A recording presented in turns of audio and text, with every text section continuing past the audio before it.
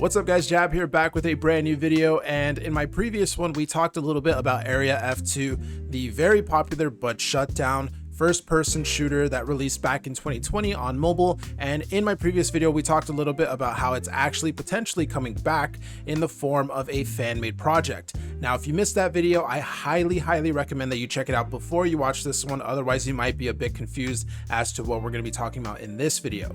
But anyway, assuming that you have watched that previous video, I was getting a lot of comments of people saying, what if this is shut down again? You know, will the guy that is remaking Area F2, will he actually get, sued or some type of action against him to take the game down?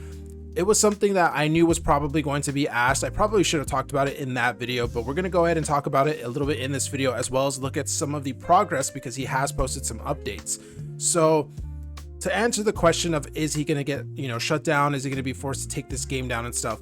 I think what we have to remember is in the previous video, I showed his messages when he messaged me. He said that there were no financial incentives for him actually doing this project. Now, I think that's a very important part because it basically, to me at least, sounds like he is not planning on profiting off of this project at all. He's probably not going to be selling any type of, skins, battle passes, things like that. And the reason why is because from my understanding, from the wording that he said and stuff, it sounds like what he is basically doing is bringing Area F2 as it was, that when it shut down, he's bringing it back, but in the Unreal Engine 5, so that we can all basically play custom matches and private matches against each other. I think some people were under the impression that he was going to be remaking this game, re-releasing it on the Google Play Store and the App Store, and like making battle passes and skins and new maps and stuff like that.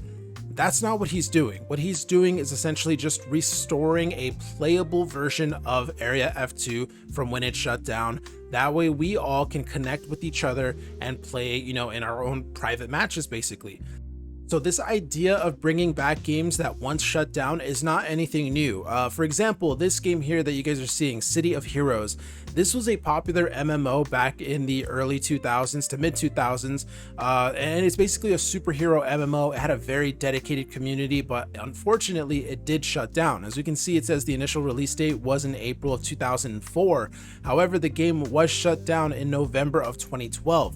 And for many years after that shutdown, the people that played this game wanted it to come back, so much so that the community actually worked on bringing this game back, and eventually they did it. I think it was in like 2022 maybe, they actually re-released the game, the community themselves, because they actually essentially reverse engineered it and got it to a playable state where you could host your own private servers. And now you can play this game once again if you want to go ahead and download it. Here we can see they have their, the website. They've got recent updates from June, July and stuff.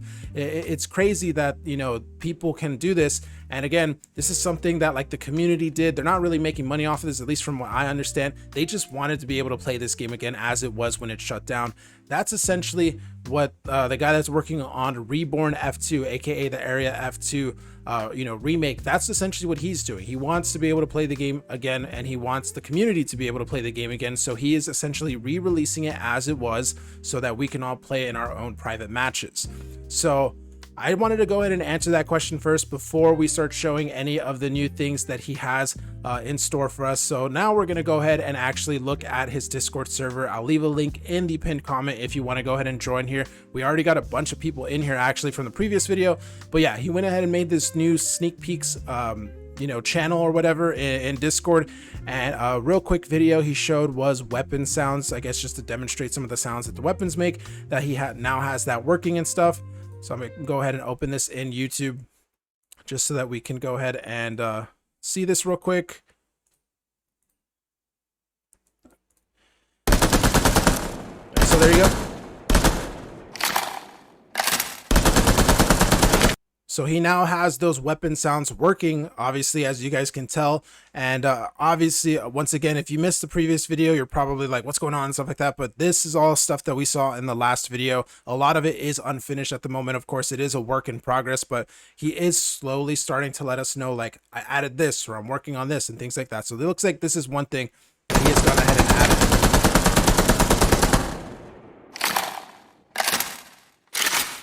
So that's just a quick little teaser that he went ahead and shared, I believe a couple of days ago, maybe on the 27th. Yeah, 2 days ago.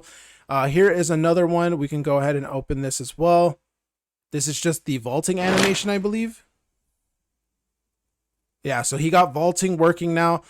You know, a lot of these things might not seem super impressive, but you have to remember he's porting this game over. I think Area F2 was originally in Unity engine. I could be wrong, but he's porting everything over into the Unreal Engine. So he's kind of translating it from Area F2's original engine to the Unreal Engine 5, basically to get it working and stuff. So all of this stuff is very impressive, even if it's just something as simple as weapon sounds or vaulting into a window and stuff. But yeah, he shared more stuff today, actually saying sometimes the most dumb solution works well for first person only. Basically, when the character walks every 0.4 seconds, a footstep sound plays. For third person, there is proper timing with the usage of animation notifies. I'm not sure what that means. For first person, every animation is different, blah, blah, blah. So he basically is just sharing little bits of parts that he's actually working on and stuff, as you guys can see here. Super complicated stuff. I have no idea what this is, but he's just sharing a little bit of his progress of things that he's doing. Here he actually pinged everyone in the server saying, I think everyone needs to hear this auditive pleasure. All footstep sounds now have been implemented. Impact sounds and decals are also implemented. A playable demo is arriving soon. So here we can go ahead and open this as well on YouTube. I think this is just like footstep sounds and stuff. He's gotten those working as well now.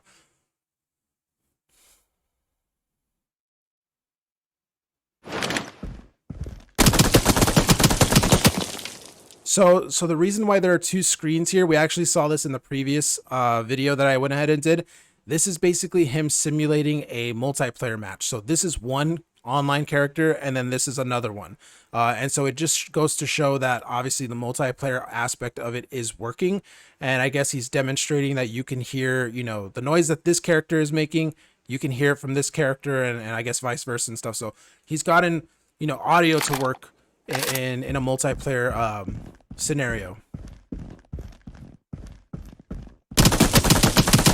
Yeah, so you can basically hear the footsteps. It gets louder as he gets closer, and then you can hear the gunshots as well from the other player's perspective.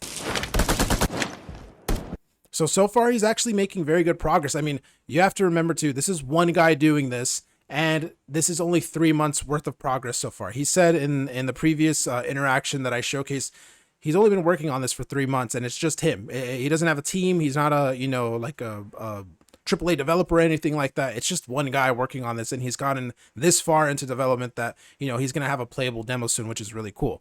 And then the last thing that he went ahead and shared was a sneak peek working on the main menu. So this is the main menu here. We can go ahead and full screen this to see a little bit better. And yeah, this looks like the Area F2 main menu that, you know, we used to play on back in 2020 before the game shut down. So that's pretty much all the updates that he's shared so far. Obviously these are all, you know, this one from today at 3 p.m. This one's from today at 10 a.m. Today at 8 a.m. You know, yesterday at 5 p.m. So he's actually updating this Discord server pretty frequently with these updates. So again, if you want to be able to see this before I cover it in a video, just go ahead and join this Discord. I'll leave it linked. But yeah, guys, that's pretty much an update with Reborn F2. He is still working on it. Playable demo is coming soon. I'm not exactly sure when, but you know, maybe he'll let us know in the next few days or something like that.